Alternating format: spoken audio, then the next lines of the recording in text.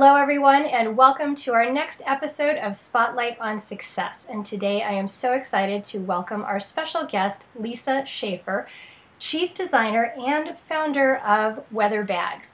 And before we get into our topic today, I would love to give you a little bit of background information on Lisa.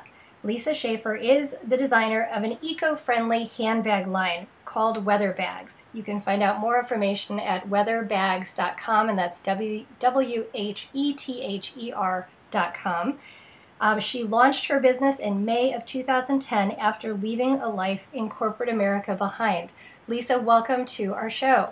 Thank you so much for having me. My pleasure. And I'm so excited about our topic today, which you selected. I think it's so appropriate, and it's pursuing your dream job and making it a reality, which you obviously did, leaving your corporate America life behind and jumping into something that seems to me completely different. Yes. Well, I initially had the idea back in 2009, vacationing in Florida, of all places, and wrote the idea down in a notebook and was working almost a 7-day-a-week job. So that idea basically sat in the notebook and finally got the courage last May to open the notebook up and actually do something with it. The initial concept was developing a line of bags that could be weatherproof and or weather-friendly. And then it evolved into the eco-friendly hemp and organic cotton fabrics. And now I'm developing a winter line, so I'm kind of going back to the original concept of the weatherproof fabric. So it's been a good journey, and really glad I took the risk. Excellent. And was your corporate America life related to designing at all, or was this just like a complete, 180 for you? It was a complete 180. I remember in the beginning telling family and other loved ones about the idea, and they kind of looked at me and said, "Are you really sure you want to do this? You've never designed before." And I said, you know what, I have this gut feeling that I need to do something creative, and have lucked out in surrounding myself with like-minded designers, and they've really helped me. Although I don't sew, I do the design work. And you don't necessarily need to sew to be a designer nowadays. You can surround yourself with a lot of talent and get your vision into an actual product. That's amazing, because I think what probably holds a lot of men and women back is thinking that they've got to be able to, do everything, Yes. from concept all the way through to actually producing a product, which can be a little bit daunting. So I'd love to jump right into, how you managed to do this. And I know that there are probably a lot of questions for those who are watching. Where did you begin in order to transition from this idea to this viable concept, especially in the fashion industry? Yeah, I initially sketched a lot and tried to look at trends, magazines, looked around the city. There's a lot of people in the city that use public transportation, they use bicycles, and all four seasons, believe it or not. So I tried to focus on what people were carrying at the time, what I would like to carry, and kind of married the two. Once I had my design concept nailed down, then I had to go to the whole sewing and seamstress aspect. And believe it or not, I relied on Craigslist. I found an amazing seamstress, placing just a simple ad on Craigslist, and had a meeting with her, and it was almost a timing thing. We were exactly on Craigslist at the right time, and she was looking to launch a new business at the same time. So it ended up being a really good opportunity for the both of us. Serendipitous right there. Absolutely. Yeah. So did you, I'm just curious, I'm going to pick your brain on this. Sure. Did you have to, develop the pattern, or did she help you do that? She helped me with all of that. She, at the time, was just getting started with putting together a business plan for her own product development, pattern making, and sample making business. So kind of bumping ideas off one another. And I was working with her right at the beginning phases, and she said, "Can I use you as a test client?" I said, absolutely. So I'm learning a lot about the business from her point of view, making the patterns and learning how to make cut sheets I'm jumping a little bit ahead in the process, but pre-production, learning all of the steps that go into design and actually getting your product manufactured. So she's been an amazing resource, and I've met a lot of people through her. So she's almost the one catalyst for me that's allowed me to make connections within the design community here. Creating kind of a snowball effect, it sounds like. Yes. So, yes. So you really, just to recap what you said, you really went out there and you looked at, the challenges that men and women are facing in, the climate in Chicago, where you get all four seasons, and the winter ones can be quite messy, and trying to come up with a solution that would not only be practical from a user standpoint, but also nice for the environment, which is so popular right now. And so you really carved out your niche, not only on need, but on driving forces of where we're headed, I think, as a world. So yes, excellent.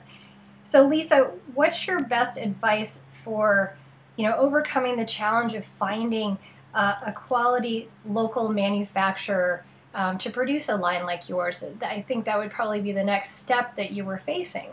Absolutely. So in getting all the samples made, patterns made, and getting all of my materials ordered, and that was a process in and of itself. But I wanted to produce my bags locally, and not having any experience manufacturing, period, let alone trying to find something here in Chicago, I relied on my seamstress Maria and just asked her. I said, do you have any contacts that we can talk to? And also referenced some other local designers and got their feedback. What was their price point, and how much were they willing to spend, and what was the quality of work? And we set up a meeting with 3 different local manufacturers, some very small, and some that were medium to large sized in terms of the clients that they worked with. And just going in with an open mind, seeing what type of work they were doing, was it apparel based, was it a mix of accessories and apparel, and what sort of time frame, lead time would they need from me in order to get my product made. And I didn't really want to skimp on quality, so price to me wasn't as big of a deal as the quality, being that this was my first go at manufacturing and putting my name on this product. I wanted to find someone that could marry the two. They could get it done in a timely manner, but they could also get it done in a decent quality end product. So I ended up going with the manufacturer. They've been in the Chicago area for over 40 years. It's a family-owned business, and I am really pleased with the work that they've been putting out. But taking the time and doing the research and being patient and allowing things to unfold as you're going along and picking out vendors and moving forward with the design process. That's amazing. I mean, it sounds like a huge undertaking, and something that if you'd set up an original business plan of how things were going to unfold, I'm sure that as you learned and did your research and picked the brains of other designers, you found where you needed to tweak your plan and maybe extend your timeline and Yes. move different moving parts around so that it worked for your timetable. Yeah. You have to remain resilient, especially when it's your own business. It's a startup. You're doing something that's brand new. To take your time, and if it's anything that I've learned from my fellow designers, it's being patient and being resilient and constantly evolving. And that just goes with any business, not just design, but particularly with just starting your own thing. You have to remain resilient and be open to suggestions and evolve as you go along. Absolutely. And were you bootstrapping all along the way, or did you actually recruit some venture capitalists or angel investors to back your startup? I am funding this all through my own. So my father passed away last year, so he he actually is funding. He's my angel investor, if you will. I love that. He was very excited about the concept, and we talked a lot about this before he passed on. So I feel like I'm doing this in his memory, and I know that he's proud, and I'm very, very fortunate that that I'm able to do this and not have to go outside for any help at this point.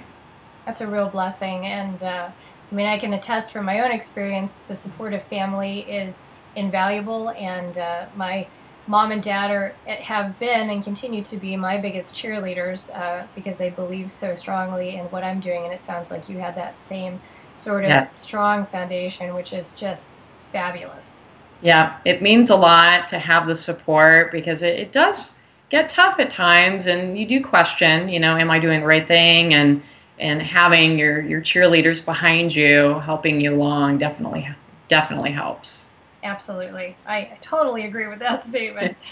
So Lisa, tell us a little bit about some of the strategic steps for, building out that network that you were able to, collaborate with and learn from, that network of like-minded designers, because you basically started from ground zero.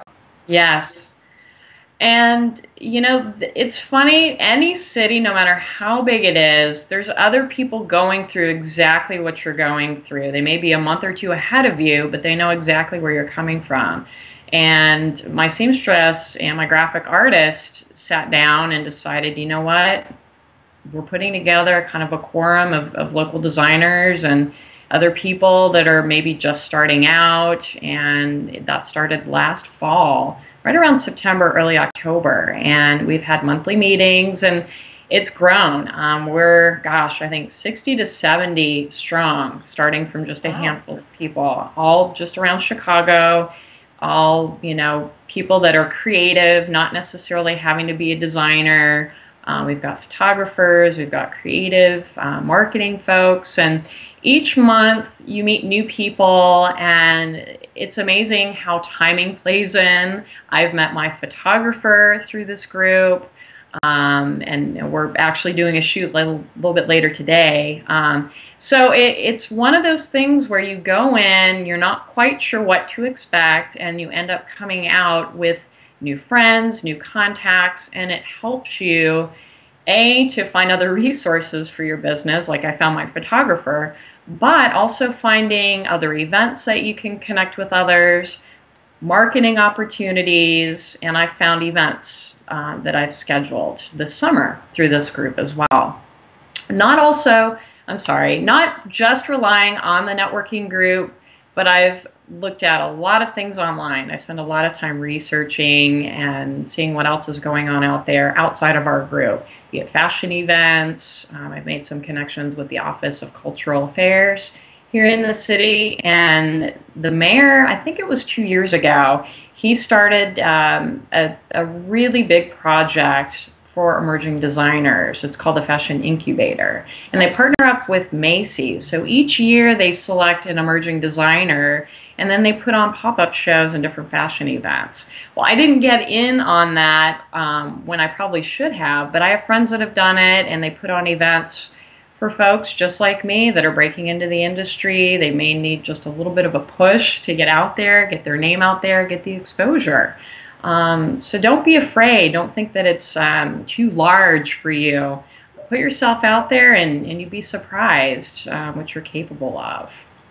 That's so exciting. So really, you've got your own growing mastermind group, so to speak, of like-minded, professionals, creatives through over tons of industries, it sounds like, in Chicago. And I know the city itself just is a melting pot of creatives, which makes it a really exciting place to be.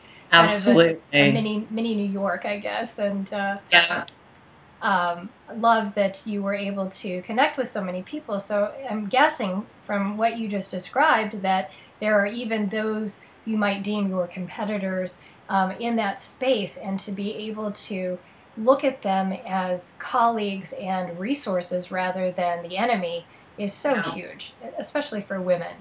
And, and supporting one another. I mean, you might be at a show and you're looking around saying, wow, there's 5 other handbag designers here, but you introduce yourself, you get to know them, and how did they get started, and what's their story, and what makes their product special. And you'll find that there are little things that are different about each and every designer that's out there. And everybody's got their own story, and you're not competing against one another, but supporting one another. And you may have a customer that comes up and say, hey, I'm looking for this particular item. It may not be something that you're selling. Refer them on to that particular designer that you just spoke to, and they would easily do the same thing for you. Absolutely, because you can't be everything to everyone. And you, right. Like everybody else with the handbag line, they're carving out a particular niche in the marketplace, and it's not going to be something that everybody wants. Right. So. And to not let that discourage you necessarily, because you're not always going to hit your target audience at events, and that's something I'm learning still. I'm 6 months into doing events and selling bags, and I'm still learning at each event that I go to that, you may sell 5, you may sell 0, but you're getting yourself out there, you're doing the marketing, you're connecting with people, and it will come later on. Absolutely. One step at a time, right? Exactly. So Lisa, what are your best tips for women to stay grounded and really patient through the process? Because I think that's something that's coming out very clearly, is that there must be, as with any business, but yours in particular, there has to be that element of patience, and especially when you're working on a new design. So the creative process for me, I kind of get inspired if I'm at the right place at the right time and I happen to see a style or a color palette that I like. I'll just jot it down and let it sit for a while, and then I may get an idea, okay, I'm going to sketch this particular bag and let it sit for a while. To be patient and allow the creative process to evolve and not feel like I have to do this design today. And I know later on down the road, as a business grows and you get orders from retail outfits, you're going to have to give yourself deadlines and things like that. But when you're starting out, just let it evolve, and you may decide a week later, this is not the direction that I want to go, and table it. And I've done that multiple times. I've tabled ideas, and that's okay. That's part of the trial and error of the design process. And you may even make bags thinking this is going to be something people will love, and then you get out there and people don't like it. It's okay. It's all part of the process, and it's not a failure. It's part of the design process, and every designer goes through it. There are huge successes, and there are things that don't go over so well. So just, to stay grounded, stay true to what you really want to do. If it's a design you truly love and you're passionate about, do it. If people accept it, great. If they don't, you still made it, and be proud of it. I love that. So don't be afraid to sparkle. And the other point that you just made is, be true to who you are. And I think that is so important. Again, no matter what business you're in, no matter what niche, you've got to go with your gut. You've got to go with your heart and not try to be someone you're not. And don't try to walk in somebody else's shoes, because that's never going to be a good fit for you, and you're just going to end up getting blisters. So don't do it. Exactly. This has been so fascinating. I mean, as a creative, I'm a creative at heart, but I probably would never dream of tackling what you've done. I would much rather write something. But I understand the creative process and how some things fly and some things don't. But as you said, you've got to be proud of everything that you do create, because, it is something special from the heart. Yes. So I would love to hear what's on the horizon for you. We are approaching, we're probably in the midst, I guess, technically in the retail sense, of the holiday season. And what is on the horizon for you and with Weather Bags? Well, as we're heading into the winter seasons, and we have multiple seasons here of winter. Sometimes in November we get 80 degrees, other times it's sleeting and snowing. I'm looking at incorporating some of the weatherproof fabric that initially I had the idea at the beginning of the launch of my company, but also incorporating more unisex designs. I've noticed a lot of men at shows have come up to me and said, hey, have you thought about designing something like this for a guy? So I'm really looking at spreading out the line, not to just include the women's bags that I've done just this spring and summer, but to incorporate more unisex bags that men would be a little bit more interested in, and looking at more of the urban lifestyle, a lot of cyclists in the city that still use their bikes throughout the winter, and incorporating some of the fabric and designs for that. I think they're absolutely crazy to ride their bikes when it's, snowing or there's frozen surfaces everywhere, but yeah, doesn't seem to faze them at all.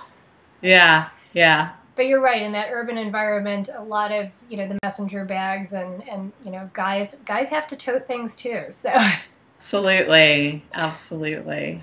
Well, this has been so exciting. I love hearing about, new businesses and especially tackling what I would consider a very competitive industry. And you have done it with panache and determination, and it's always exciting to be inspired by someone like you. Thank you so much. So Lisa, thank you so much for joining us on our episode today and for talking to us really specifically about how you went about pursuing your dream and making it a reality. And I do hope that women watching will be inspired as well and maybe motivated to just take that first step in the right direction and do something, rather than let it sit in a notebook for the rest of their lives, which you didn't do, thankfully. Exactly. Well, thank you again. It's been a pleasure. Have a great day.